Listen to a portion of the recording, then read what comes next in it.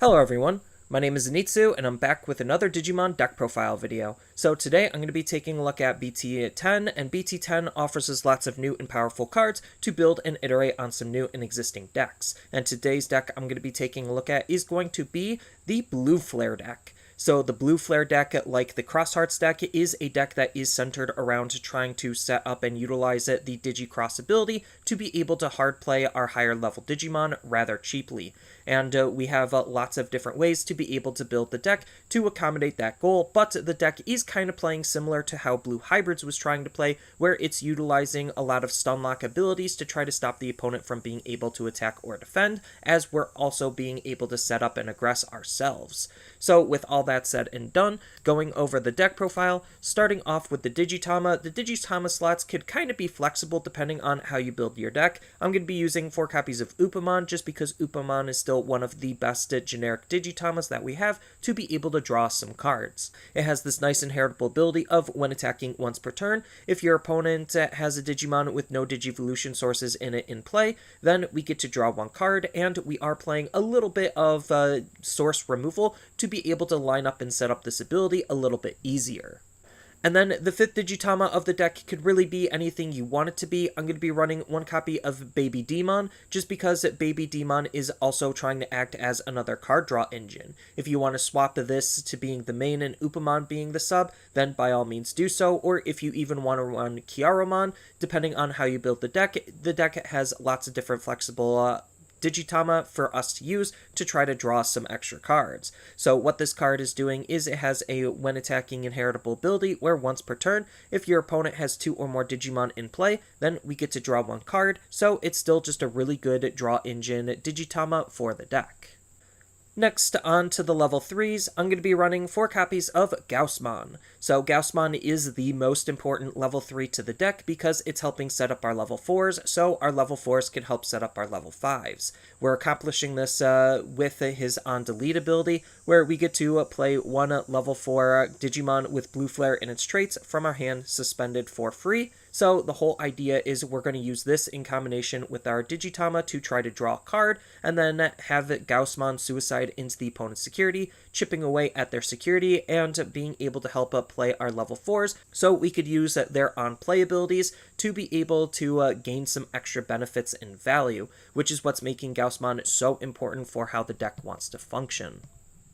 And then as far as the other rookie slots, it could really be anything you feel like you want it to be, just because we're not necessarily trying to digivolve it very often. We'd rather actually hard play our level 4s. So I'm just going to be using 3 copies of Veemon, just because the BT3 version of Veemon has jamming, so he's going to be a good chipping tool to try to keep around as often as we possibly can, to use our rookies to draw some extra cards and be still somewhat aggressive with on our lower levels.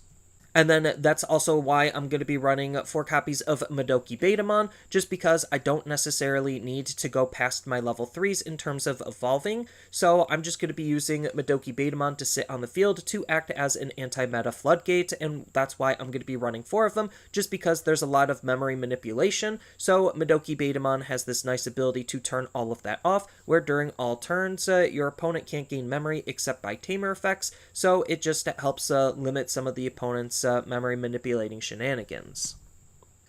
Next, on to the level 4s, I'm going to be running 4 copies of Greymon. So this is the Blue Flare version of Greymon, and this is one of the key center points on how the deck wants to work, because this is going to be one of the key searching or digging tools for the deck. So he, for a low play cost of 4, which we're trying to play for free off of our Gaossmon and some of our other card effects, has the on-play ability where we get to reveal the top 4 cards of our deck, add 2 cards with Blue Flare and its traits from among them into our hand, and then the rest go to the bottom in any order. Then, if we have a Kiriha in play, then we get to return 1 MetalGreymon from our trash to our hand instead, so we have different ways on how we want to utilize this on-play ability to either recycle our higher level Digimon, which is going to be the key aggro point of the deck, or we get to use him to try to search and dig out some of our other parts and pieces. Then he has the on-delete ability of save, so when he gets deleted, he gets to go to the bottom of one of our Tamers instead of actually staying in the trash, which is pretty good, so we could use him in combination with Kiriha to be able to use the Digi Xros ability to its utmost potential. Then the inheritable ability we're trying to gain out of the card for using him in combination with our higher level Digimon is he has a nice when attacking ability where once per turn, if this Digimon has Blue Flare in its traits and your opponent has 2 or more Digimon in play, then we get to unsuspend this Digimon, so that way we could aggress into the opponent multiple times. Next, I'm going to be running 4 copies of Deckerdramon. So Deckerdramon is another one of the classic Blue Flare level 4s that we want to try to use off of our Gaossmon. So what this card is doing is that he has an on-play ability where we get to draw 1 card, and then for each one of the opponent's Digimon that they have in play, then we also get to draw an additional card per each of those Digimon. So this card has the potential to draw us a lot, but at worst it's still just drawing us 1 if the opponent has a field of no Digimon in play. Then, like Greymon, he himself also has the save ability to put himself underneath our Tamer, so that way we could use him and reuse him later, and he has the nice inheritable ability where during all turns, while the opponent has 2 or more Digimon in play, then this Digimon gains plus 1000 DP, which just helps make our higher level Digimon a little bit stronger. And then the last of the Blue Flare level 4s before I get into the Tech level 4s is going to be 4 copies of MailBirdramon. So MailBirdramon is another on-play level 4 that we're trying to use in combination with Gaossmon, or at worst, we could still just hard play it and gain some decent value off of it, just because his on-play ability states that if we have a Kirihat in play, then we get to return 1 MetalGreymon from our trash to our hand, but if we don't have a Kirihat in play, then we get to play 1 from our hand for free, which is pretty good because any way that we could set up our Tamer is usually a good thing, so that way we don't necessarily need to spend the memory to waste a whole turn setting him up ourselves. Then he, like the others, has an on-delete ability of save, so that way he could go underneath our Tamer to be reused as material later, and his inheritable ability to be used with our higher level Digimon is a when attacking ability where once per turn, if this Digimon has Blue Flare in its traits and the opponent has 2 or more Digimon in play, then one of the opponent's Digimon can't attack or block until the end of the opponent's next turn, so he's just another stun lock tool for the deck to try to use to stop and limit some of the opponent's actions on how they could aggress into us when they have enough Digimon in play. And then as far as the Tech level 4s, I'm going to be running 1 copy of Kumamon. So Kumamon is going to be the hybrid factor that we're trying to use as an alternative win condition. So he could Digivolve on top of a Tamer as if that Tamer was a level 3 Digimon, which is actually pretty decent considering we're having the ability to put Digimon underneath our Tamers. So if we wanted to try to do a traditional evolution style approach, as a last-ditch effort, then we could use Kumamon as a way to evolve on top of our Tamer to still get the benefit of those inheritable abilities when we Digivolve into our higher stages. But again, most of the time, we're just trying to use him just to be able to break all of the opponent's security with all of our other Digimon, then use the fact that we're already playing Tamers to just Digivolve and swing for the game. But I like Kumamon compared to some of the other blue hybrids that we could be playing because he actually has a when Digivolving ability where we get to trash 1 Digivolution card from the bottom of one of the opponent's Digimon, which could still be pretty annoying depending on the matchup. And then the last Tech level 4 of the deck is going to be 2 copies of Greymon. So the deck doesn't necessarily need the starter deck version of Greymon if you don't feel like you want to run it or you don't have access to it, but I feel like it just because how Digi Xros works and it's working on name-based synergies and we're already using a Greymon, that the red starter deck Greymon is actually a pretty decent card for the deck because it's adding to the overall damage output. Even though we're not trying to Digivolve into this card at all, we're just utilizing him as Digi Xros fodder from our hand or underneath our Tamer if it's set up with the material save ability, just makes him a really appealing card to use as a tech card. Next, on to the Ultimates, I'm going to be running 4 copies of MetalGreymon. So MetalGreymon is actually the center point on what the deck is trying to do, and it has the most synergy with how all of our abilities and effects are trying to line up. So he himself has the material save 2 ability, so we're most of the time only going to be using him with 2 inheritable sources. It's usually going to be a Greymon and ideally a MailBirdramon, so that way we could try to reuse those later when he gets deleted utilizing this material save ability. But this is why the red Greymon is also pretty good, because that way we could also shove him underneath and be able to reutilize the red Greymon as well.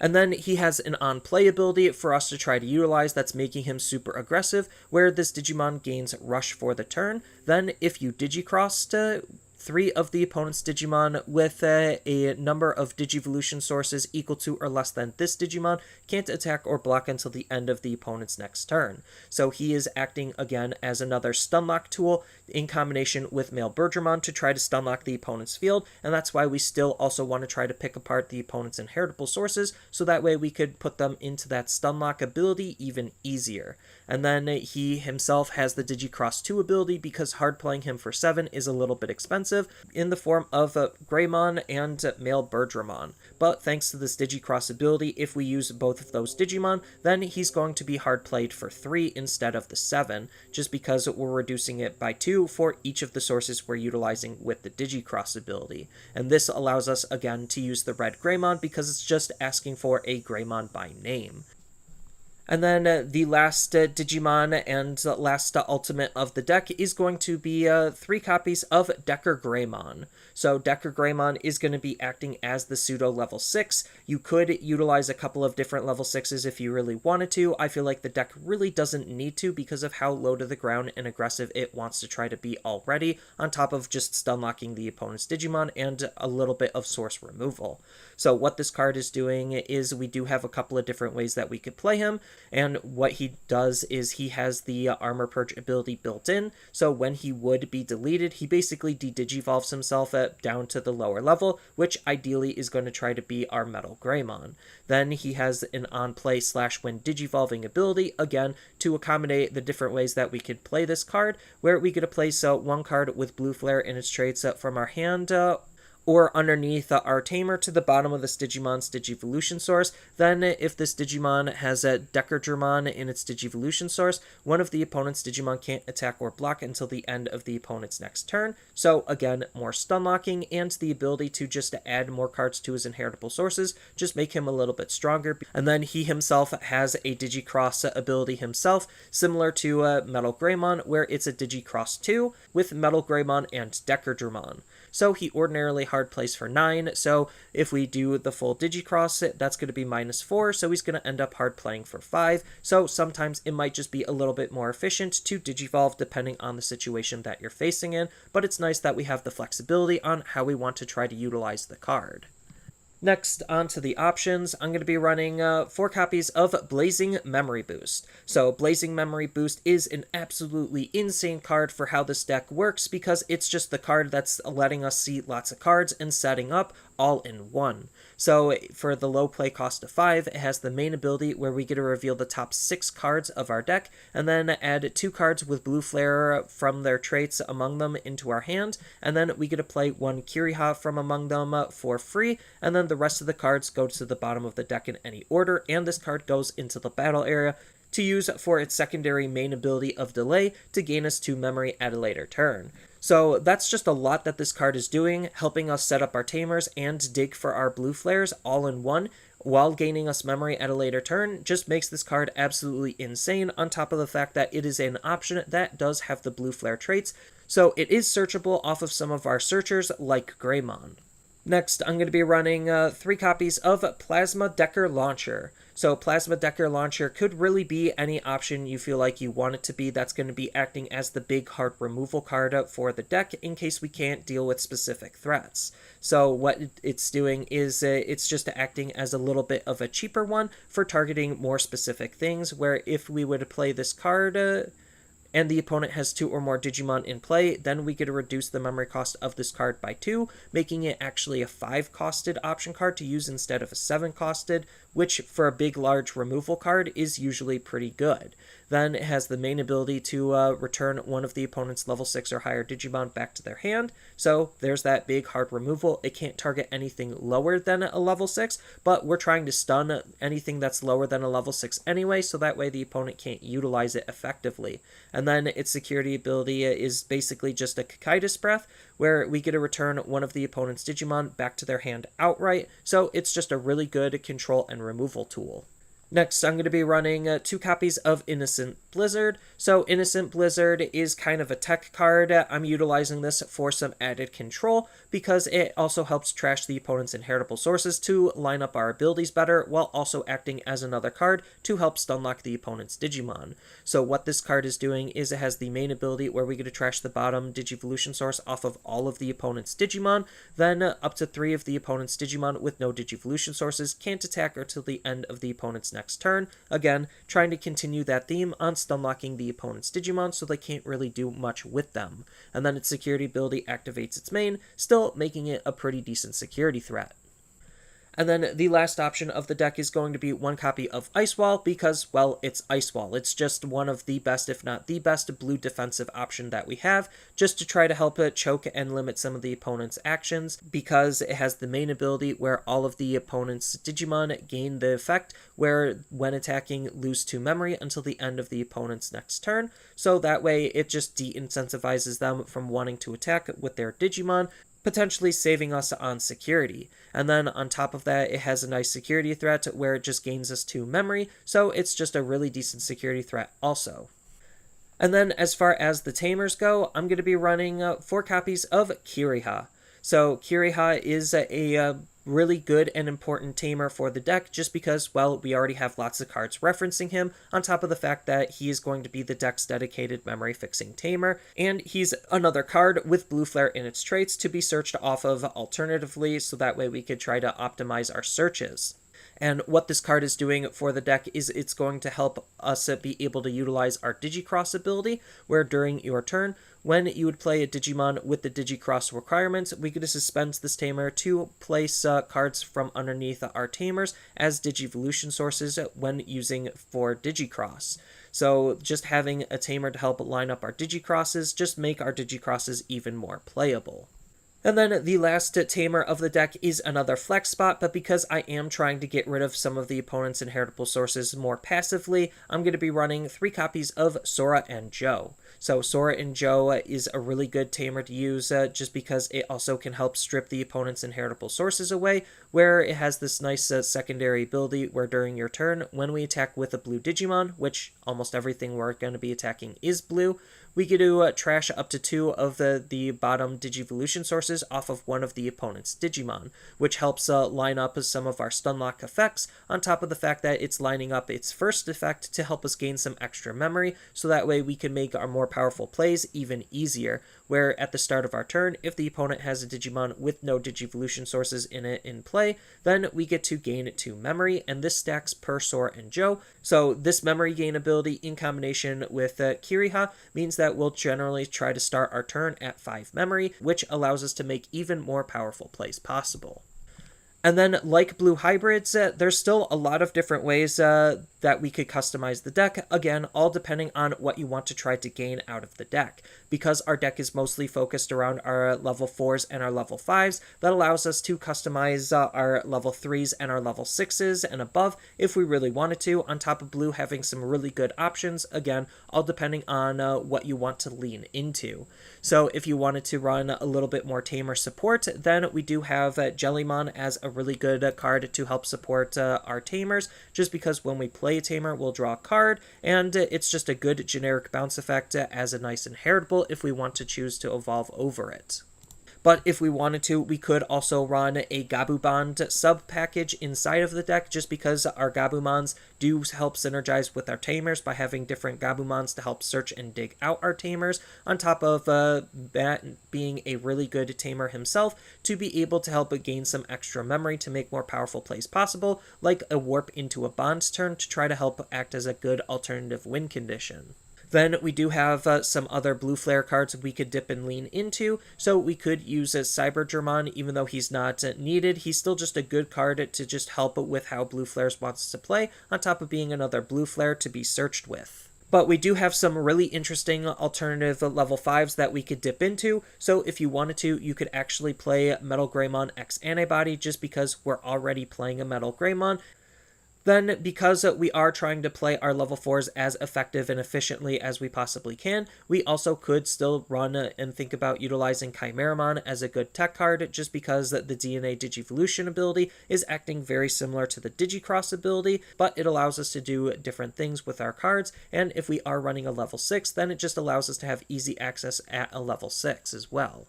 And we do have some really decent level 6s that we could think about utilizing inside of the deck. So we could think about using Leopardmon as a way to split apart our inheritables to trigger their on-play abilities again, and that way we could also use them as good aggro tools to reuse our Digi-Cross ability with, to try to keep them around instead of relying wholeheartedly on them trying to be underneath our Tamers. And then we do have Magnamon X Antibody, and you could run the X Antibody option card along with him to be able to use him as a really good defensive tool. And if you want a more control-heavy tool, then you could splash in Death Xmon, just because the on-play ability that it has and the fact that it can make himself cheaper is just super easy to splash into almost any deck. Then we do have some other really powerful option cards that we could lean into, like if we need a little bit more DP and some extra control, then we could try to add in Forbidden Trident as a good way to accomplish both in one card.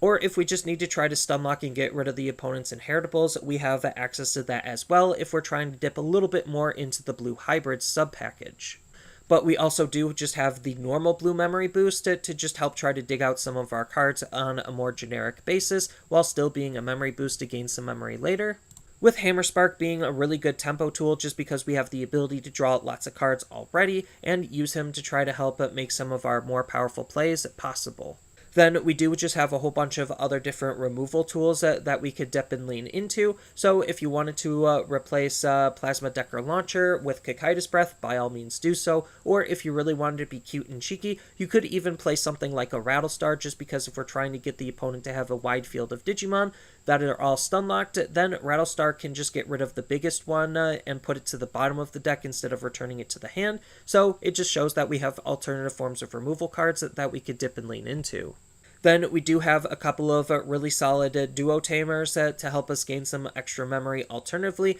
and we have some other Tamers to think about as well. I'm just going to be highlighting Matt and Sora, just because Matt and Sora interacts with us having a nice healthy hand size, and the opponent having a nice healthy hand size, and it's still acting as a good way to try to bounce the opponent's low-level Digimon.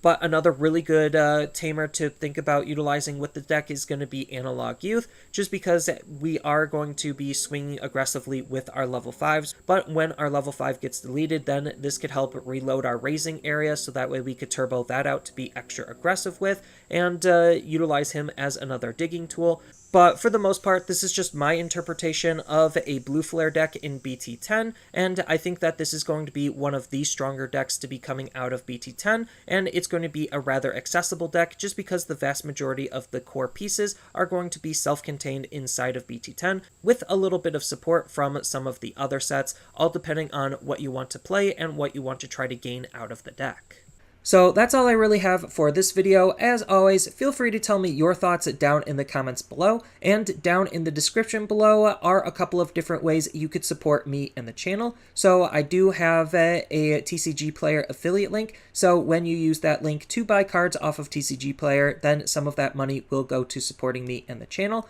I also do make and sell playmats over on Overcard Gamers on Facebook, so when you buy a playmat with my design, then some of that money will also go to help supporting me and the channel. And on top of all of that, I do have a Twitch account over on twitch.tv/Zenitsu, so giving me a follow and a subscription also helps support me there, and I do play Digimon on top of various other games on that platform as well. So thank you everyone for watching, and as always, don't forget to like, share, and subscribe for more content, and I'll see you in the next video.